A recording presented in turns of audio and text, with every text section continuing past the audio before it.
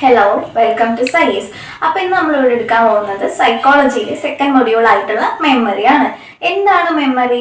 ഒരു ഇൻഫോർമേഷനെ അക്വയർ ചെയ്യാനും സ്റ്റോർ ചെയ്യാനും റിട്ടൈൻ ചെയ്യാനും അതുപോലെ തന്നെ റിട്രൈവ് ചെയ്യുന്ന ഒരു കോഗ്നിറ്റീവ് സിസ്റ്റമാണ് മെമ്മറി എന്ന് പറയുന്നത്. മെമ്മറിക്ക് 3 കീ പ്രോസസ് ആണ് മെയിൻ ആയിട്ടുള്ളത്: എൻകോഡിംഗ്, സ്റ്റോറേജ്, റിട്രൈവൽ. അപ്പൊ എൻകോഡിംഗ് എന്ന് പറഞ്ഞാൽ നമ്മുടെ സെൻസറി ഓർഗൻസിലൂടെ എഫേർട്ട്ഫുൾ ആയിട്ടും ഓട്ടോമാറ്റിക് ആയിട്ടും ഒരു ഇൻഫോർമേഷൻ റിസീവ് ചെയ്യുന്ന പ്രോസസ്സാണ് എൻകോഡിംഗ് എന്ന് പറയുന്നത്. അടുത്തത് സ്റ്റോറേജ്. ഈ റിസീവ് ചെയ്ത ഇൻഫോർമേഷൻ ഹോൾഡ് ചെയ്ത് വെക്കുന്ന പ്രോസസ്സാണ് സ്റ്റോറേജ്. ലാസ്റ്റ് ആണ് റിട്രൈവൽ എന്ന് പറയുന്നത്. റിട്രൈവൽ എന്ന് പറഞ്ഞാൽ ഈ സ്റ്റോർ ചെയ്ത ഇൻഫോർമേഷൻ നമ്മുടെ ആവശ്യത്തിനനുസരിച്ചിട്ട് ആവശ്യമുള്ള സമയത്ത് റിക്കവർ ചെയ്യുന്ന പ്രോസസ്സാണ്. ഇനി അടുത്തതായിട്ട് 2 മോഡലിനെ പറ്റിയിട്ടാണ് പറയുന്നത്: അറ്റ്കിൻസൺ ഷിഫ്രിൻ മോഡലും അതുപോലെ തന്നെ ലെവൽ ഓഫ് പ്രോസസ്സിംഗ് മോഡലും. ആദ്യത്തെ അറ്റ്കിൻസൺ ഷിഫ്രിൻ മോഡൽ, ഇതിനെ നമ്മൾ മൊഡാൽ മോഡൽ എന്നും പറയാറുണ്ട്. അറ്റ്കിൻസണും ഷിഫ്രിനും 1968 ഈ മോഡൽ പ്രപ്പോസ് ചെയ്യുന്നത്.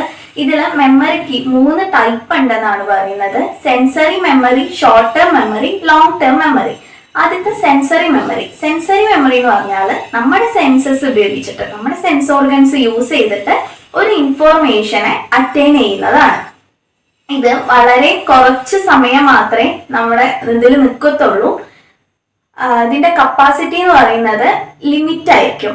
അടുത്തതാണ് short term memory. Short term memory എന്ന് പറഞ്ഞാൽ ഇതിന്റെ കപ്പാസിറ്റിയും വളരെ ലിമിറ്റഡ് ആണ്. ടൈം സ്പാൻ പറയുന്നത് 30 സെക്കൻഡിന്റെ കുറവാണ്. 30 സെക്കൻഡോ അല്ലെങ്കിൽ അതിന് കുറവുമാണ് നമ്മൾ ഒരു ഇൻഫോർമേഷൻ അറ്റൈൻ ചെയ്തിട്ടുണ്ടെങ്കിൽ അത് മെമ്മറിയിൽ നിൽക്കുള്ളൂ. സെൻസറി മെമ്മറിനെ കമ്പയർ ചെയ്യുമ്പോൾ ഷോർട്ട് ടൈം മെമ്മറി കുറച്ചും കൂടി വലുതാണ്. ലാസ്റ്റ് ആണ് long term memory. Long term memory എന്ന് പറഞ്ഞാൽ ഇതിന്റെ കപ്പാസിറ്റി അൺലിമിറ്റഡ് ആണ് ആൻഡ് ഇത് പെർമനന്റ് ആണ്. അതായത് നമ്മൾ ഏതൊരു ഇൻഫോർമേഷൻ ലോങ് ടേം മെമ്മറിന്റെ ഉള്ളിൽ കൊണ്ടിട്ടാലും അതവിടെ പെർമനന്റ് ആയിട്ട് തന്നെ നിൽക്കും.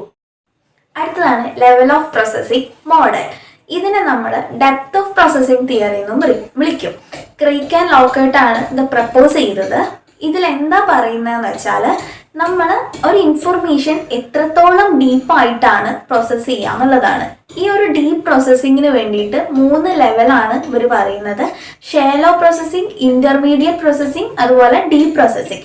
ഷാലോ പ്രോസസ്സിങ്ങിൽ 2 എൻകോഡിങ്ങിനെ പറ്റി പറയുന്നുണ്ട്: സ്ട്രക്ചറൽ എൻകോഡിങ്ങും ഫോണിമിക് എൻകോഡിങ്ങും. സ്ട്രക്ചറൽ എൻകോഡിംഗ് എന്ന് പറഞ്ഞാൽ നമ്മൾ ഒരു വേർഡിന്റെ ഫിസിക്കൽ അപ്പിയറൻസ് നോക്കിയിട്ട് അതിന്റെ സ്ട്രക്ചർ നോക്കിയിട്ട് ഇത് പ്രോസസ്സ് ചെയ്യുന്നതാണ്. ഫോണിമിക് എൻകോഡിംഗ് എന്ന് പറഞ്ഞാൽ ഒരു സൗണ്ട് റിലേറ്റ് ചെയ്തിട്ട്, ആ ഒരു വേർഡിന്റെ സൗണ്ട് റിലേറ്റ് ചെയ്തിട്ട് ഇൻഫോർമേഷൻ പ്രോസസ്സ് ചെയ്യാം. പിന്നെ ഡീപ് പ്രോസസ്സിങ്ങിൽ സെമാന്റിക് എൻകോഡിംഗ്. സെമാന്റിക് എൻകോഡിംഗ് എന്ന് പറഞ്ഞാൽ നമ്മൾ ഒരു വേർഡിന്റെ മീനിങ് മനസ്സിലാക്കിയിട്ട് ആ ഒരു ഇൻഫോർമേഷൻ പ്രോസസ്സ് ചെയ്യാം. ഇനി അടുത്തതാണ് അലൻ ബാഡ്ലിന്റെ വർക്കിംഗ് മെമ്മറി മോഡൽ. എന്താണ് വർക്കിംഗ് മെമ്മറി എന്ന് പറഞ്ഞാൽ ഇതൊരു കൈൻഡ് ഓഫ് ഷോർട്ട് ടേം മെമ്മറിയാണ്. ആ ഒരു മൊമെന്റിലോട്ട് മാത്രം ഒരു ഇൻഫോർമേഷൻ പ്രോസസ്സ് ചെയ്യുന്ന ഇതിനെയാണ് വർക്കിംഗ് മെമ്മറി എന്ന് പറയുക. ഇപ്പൊ എക്സാമ്പിൾ ആയിട്ട് പറയുകയാണെങ്കിൽ നമ്മുടെ ഇപ്പോൾ ഒരു ഫോൺ നമ്പർ ഒരാൾ പറയാണ്, ആ ഒരു ടൈമിലോട്ട് മാത്രമേ നമുക്ക് ആ ഒരു ഫോൺ നമ്പർ ഓർമ്മയിൽ നിൽക്കുള്ളൂ. ഈ വർക്കിംഗ് മെമ്മറിക്ക് 3 പാർട്ട് ഉണ്ട് എന്നാണ് ബാഡ്ലി പറയുന്നത്. അടുത്തതാണ് ലെവൽ ഓഫ് പ്രോസസ്സിംഗ് മോഡൽ. ഇതിനെ നമ്മൾ ഡെപ്ത് ഓഫ് പ്രോസസ്സിംഗ് തിയറി എന്നും വിളിക്കും. ക്രെയ്ക്ക് ആൻഡ് ലോക്കർട്ട് ആണ് ഇത് പ്രപ്പോസ് ചെയ്തത്. ഇതിൽ എന്താ പറയുന്നതെന്ന് വെച്ചാൽ നമ്മൾ ഒരു ഇൻഫോർമേഷൻ എത്രത്തോളം ഡീപ്പായിട്ടാണ് പ്രോസസ്സ് ചെയ്യുക എന്നുള്ളതാണ്. ഈ ഒരു ഡീപ്പ് പ്രോസസ്സിങ്ങിന് വേണ്ടിയിട്ട് 3 ലെവലാണ് ഇവർ പറയുന്നത്: ഷാലോ പ്രോസസ്സിംഗ്, ഇന്റർമീഡിയറ്റ് പ്രോസസ്സിംഗ്, അതുപോലെ ഡീപ്പ് പ്രോസസ്സിംഗ്. ഷാലോ പ്രോസസ്സിങ്ങിൽ 2 എൻകോഡിങ്ങിനെ പറ്റി പറയുന്നുണ്ട്: സ്ട്രക്ചറൽ എൻകോഡിങ്ങും ഫോണിമിക് എൻകോഡിങ്ങും. സ്ട്രക്ചറൽ എൻകോഡിംഗ് എന്ന് പറഞ്ഞാൽ നമ്മൾ ഒരു വേർഡിന്റെ ഫിസിക്കൽ അപ്പിയറൻസ് നോക്കിയിട്ട് അതിന്റെ സ്ട്രക്ചർ നോക്കിയിട്ട് ഇത് പ്രോസസ്സ് ചെയ്യുന്നതാണ്. ഫോണിമിക് എൻകോഡിംഗ് എന്ന് പറഞ്ഞാൽ ഒരു സൗണ്ട് റിലേറ്റ് ചെയ്തിട്ട്, ആ ഒരു വേർഡിന്റെ സൗണ്ട് റിലേറ്റ് ചെയ്തിട്ട് ഇൻഫോർമേഷൻ പ്രോസസ്സ് ചെയ്യാം. പിന്നെ ഡീപ് പ്രോസസ്സിങ്ങിൽ സെമാന്റിക് എൻകോഡിംഗ്. സെമാന്റിക് എൻകോഡിംഗ് എന്ന് പറഞ്ഞാൽ നമ്മൾ ഒരു വേർഡിന്റെ മീനിങ് മനസ്സിലാക്കിയിട്ട് ആ ഒരു ഇൻഫോർമേഷൻ പ്രോസസ്സ് ചെയ്യാം. ഇനി അടുത്തതാണ് അലൻ ബാഡ്ലിന്റെ വർക്കിംഗ് മെമ്മറി മോഡൽ. എന്താണ് വർക്കിംഗ് മെമ്മറി എന്ന് പറഞ്ഞാൽ ഇതൊരു കൈൻഡ് ഓഫ് ഷോർട്ട് ടേം മെമ്മറിയാണ്. ഒരു ആ ഒരു മൊമെന്റിലോട്ട് മാത്രം ഒരു ഇൻഫോർമേഷൻ പ്രോസസ്സ് ചെയ്യുന്ന ഇതിനെയാണ് വർക്കിംഗ് മെമ്മറി എന്ന് പറയുക. ഇപ്പൊ എക്സാമ്പിൾ ആയിട്ട് പറയുകയാണെങ്കിൽ നമ്മുടെ ഇപ്പോൾ ഒരു ഫോൺ നമ്പർ ഒരാള് പറയാണ്, ആ ഒരു ടൈമിലോട്ട് മാത്രമേ നമുക്ക് ആ ഒരു ഫോൺ നമ്പർ ഓർമ്മയിൽ നിൽക്കുള്ളൂ. ഈ വർക്കിംഗ് മെമ്മറിക്ക് 3 പാർട്ട് ഉണ്ട് എന്നാണ് ബാഡ്ലി പറയുന്നത്. ഫോണോളജിക്കൽ ലൂപ്പ് എന്ന് പറഞ്ഞാൽ നമ്മുടെ സൗണ്ട് റിലേറ്റ് ചെയ്തിട്ട് ഇൻഫോർമേഷൻ പ്രോസസ്സ് ചെയ്യാം. അടുത്തത് വിഷ്വൽ ഒരു വിഷ്വൽ അപ്പിയറൻസ് നോക്കിയിട്ട് ഒരു ഒബ്ജക്റ്റിന്റെ കളറ്, അതുപോലെ ഷേപ്പ്, അതെവിടെ ഇരിക്കുന്നത്, അതൊക്കെ നോക്കിയിട്ട് ആ ഒരു ഇൻഫോർമേഷൻ പ്രോസസ്സ് ചെയ്യുക എന്നുള്ളതാണ്. അടുത്തത് സെൻട്രൽ എക്സിക്യൂട്ടീവില് ഈ 2 കമ്പോണന്റും എക്സിക്യൂട്ടീവ് ചെയ്യാനും സൂപ്പർവൈസ് ചെയ്യാനുമാണ് ഈ സെൻട്രൽ എക്സിക്യൂട്ടീവില് പറയുന്നത്.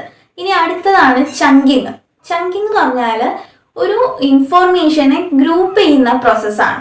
ഇപ്പൊ എക്സാമ്പിൾ ആയിട്ട് പറയുകയാണെങ്കിൽ ഇപ്പം ഒരു FBI, NCCA, ISRO എന്ന് പറഞ്ഞൊരു വേർഡ്, ഒരു ഇൻഫോർമേഷൻ, അതിനെ നമ്മൾ FBI, NCC, ISRO അങ്ങനെ 3 ചങ്ക്സ് ആക്കിയിട്ട് തിരിക്കുകയാണെങ്കിൽ നമുക്ക് വേഗം മെമ്മറിയിലോട്ട് കയറും.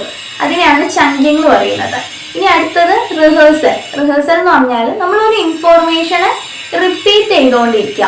ഈ റിഹേഴ്സലിന് 2 ടൈപ്പാണ് ഉള്ളത്, എലോബറേറ്റീവ് റിഹേഴ്സലും അതുപോലെ തന്നെ മെയിൻ്റനൻസ് റിഹേഴ്സലിനെ നമ്മൾ റൂട്ട് റിഹേഴ്സൽ എന്നും പറയും. മെയിൻ്റനൻസ് റിഹേഴ്സലിൽ പറയുന്നത് നമ്മളൊരു കാര്യം വായിച്ച് പഠിക്കാം. ഇത് ഷോർട്ട് ടേം മെമ്മറിയിലോട്ട് കയറും, പക്ഷെ ലോങ് ടേം മെമ്മറിയിലോട്ട് എത്തില്ല. അടുത്തതാണ് എലോബറേറ്റീവ് റിഹേഴ്സൽ എന്ന് പറഞ്ഞാൽ നമ്മൾ ഒരു കാര്യം പഠിക്കുമ്പോൾ അതിന്റെ മീനിങ് മനസ്സിലാക്കിയിട്ട് പഠിക്കുക, അതിന്റെ അർത്ഥം മനസ്സിലാക്കിയിട്ട് പഠിക്കുകയാണെങ്കിൽ അത് ലോങ് ടേം മെമ്മറിയിലോട്ട് കയറും. അടുത്തതാണ് ലോങ് ടേം മെമ്മറിക്ക് 2 ടൈപ്പാണ് ഉള്ളത്, ഡിക്ലറേറ്റീവ് മെമ്മറിയും നോൺ ഡിക്ലറേറ്റീവ് മെമ്മറിയും. ഈ ഡിക്ലറേറ്റീവ് മെമ്മറിയിലാണ് എക്സ്പ്ലിസിറ്റ് മെമ്മറി എന്ന് പറയുന്നത്. എക്സ്പ്ലിസിറ്റ് മെമ്മറി എന്ന് പറഞ്ഞാൽ നമ്മളൊരു ഇൻഫോർമേഷനെ പറ്റിയിട്ട് കോൺഷ്യസ്ലി അവെയർ ആയിരിക്കും. ഇതിൽ 2 ടൈപ്പ് വരുന്നുണ്ട്, എപ്പിസോഡിക് മെമ്മറിയും സെമാന്റിക് മെമ്മറിയും. എപ്പിസോഡിക് മെമ്മറി എന്ന് പറഞ്ഞാൽ നമ്മുടെ പേഴ്സണൽ ലൈഫിനെ കുറിച്ചിട്ടുള്ള മെമ്മറിയാണ്. അതായത് നമുക്ക് പേഴ്സണലി ഇമ്പോർട്ടന്റ് ആയിട്ടുള്ള, അത്രയും സിഗ്നിഫിക്കന്റ് ആയിട്ടുള്ള ഒരു മെമ്മറി.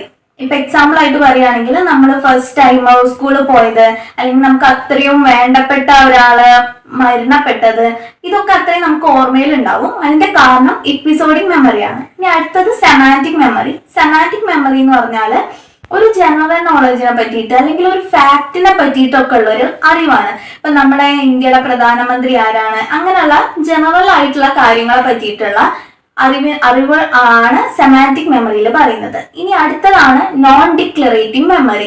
ഇതിൽ വരുന്നത് ഇംപ്ലിസിറ്റ് മെമ്മറിയാണ്. ഇതിൽ എന്താ പറയുന്നതെന്ന് വെച്ചാൽ നമുക്ക് ഒരു ഇൻഫോർമേഷൻ എക്സ്പ്ലെയിൻ ചെയ്യാൻ പറ്റില്ല, പക്ഷെ കാണിച്ചു കൊടുക്കാൻ പറ്റും. ഇപ്പൊ നമ്മുടെ സ്കിൽസ്, നമ്മുടെ പെർഫോമൻസ്, നമ്മുടെ ബിഹേവിയർ, ഇതൊന്നും നമുക്ക് എക്സ്പ്ലെയിൻ ചെയ്യാൻ പറ്റില്ല, പക്ഷെ കാണിച്ചു കൊടുക്കാൻ പറ്റും. ഈ പ്രൊസീജിയറൽ മെമ്മറി തന്നെയാണ് നോൺ ഡിക്ലറേറ്റീവ് മെമ്മറി എന്ന് പറയുന്നത്.